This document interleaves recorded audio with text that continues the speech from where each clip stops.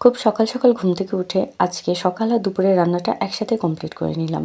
Hello everyone, আসসালামু আলাইকুম। কেমন আছেন সবাই? আজকে সকালে ঘুম থেকে উঠে চা করতে করতে চিন্তা করলাম আজকে সকাল আর দুপুরের রান্নাটা একসাথে কমপ্লিট করে ফেলি, কারণ আজকে সাউদার আব্বু মাছের বাজার করবে। আর যেদিন মাছের বাজার করা হয় সেদিন আসলে সময় পাওয়া যায় না মাছ কেটে ধুয়ে পরিষ্কার করে সেটা ঠিকঠাক করে দুপুরে রান্না করতে করতে অনেক বেলা হয়ে যায়। আর দেখা যায় ছোট বাবু আছে, অনেক ঝামেলা হয়ে যায়। এই জন্য চিন্তা করলাম আজকে সকাল আর দুপুরের রান্নাটা একসাথে কমপ্লিট করে ফেলি। আজকে রান্না করেছিলাম মাছের মাথা দিয়ে মুড়ি ঘন্ট আর চিংড়ি শুটকি দিয়ে মিষ্টি কুমড়া। তো আজকে আমি রেসিপি সেরকমভাবে কিছুই দেখাবো না, অন্য একদিন আপনাদের সাথে রেসিপিগুলো শেয়ার করব ইনশাল্লাহ।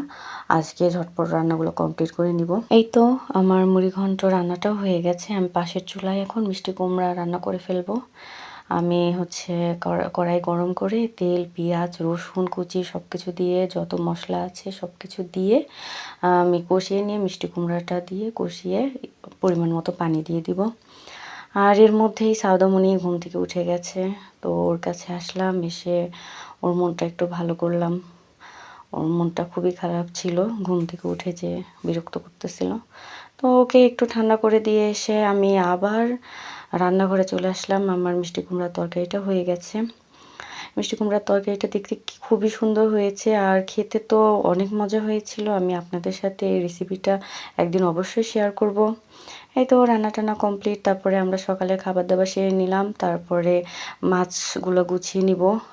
সব মাছগুলো সব ঠিকঠাক করে নিয়ে কেটে ধুয়ে পরিষ্কার করে নিব। এই তো এখানে কয়েক রকম মাছই এনেছে।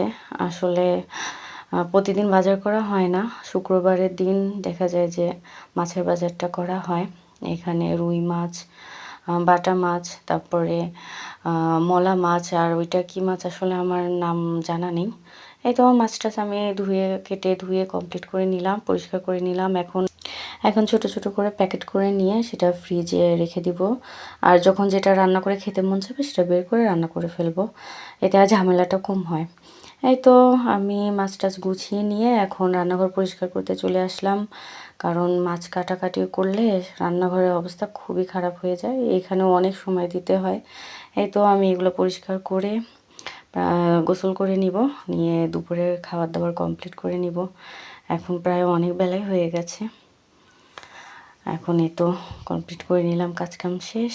এই তো সন্ধ্যার দিকে বাবুর সাথে একটু দুষ্টুমি করতেছিলাম, বাবু আমার সাথে খেলতেছিল সন্ধ্যার দিকে। তার কিছুক্ষণের মধ্যে সাউদার আব্বু যে পালং শাক কিনে নিয়ে আসে, তো চিন্তা করলাম এখনই কেটে এটাকে পরিষ্কার করে রাখি, তাহলে আর কালকে ঝামেলা হবে না।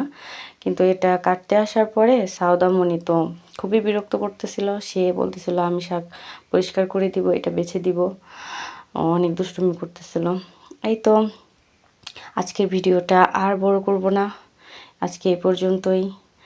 সবাই ভালো থাকবেন। আমার ভিডিওটা যদি ভালো লাগে অবশ্যই আমার পাশে থাকবেন, আমাকে একটা ফলো দিয়ে লাইক, কমেন্ট, শেয়ার করবেন। আল্লাহ হাফেজ, টাটা।